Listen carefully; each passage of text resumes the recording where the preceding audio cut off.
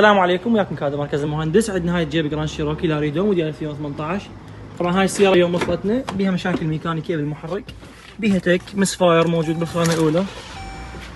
طبعا فضل رب العالمين عن طريق البرمجه فقط عالجنا امر الرجفه.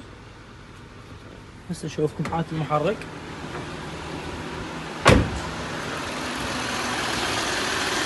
حاليا المحرك صافي. شلون الخانه الاولى بيها مس فاير بسيط عن طريق طبعا التحديث والبرمجه.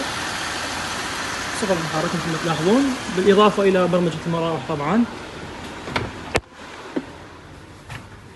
حاليا الحماوه 92 ثابته، بالاضافه الى فتح الفصله مال RPM، بالاضافه الى تسريع استجابه الدوسه مال البنزين. عم نحصل على اكثر انطلاقه وعزم، بالاضافه الى فتح السرعه كانت مقفوله على 189 ثبتناها على 260.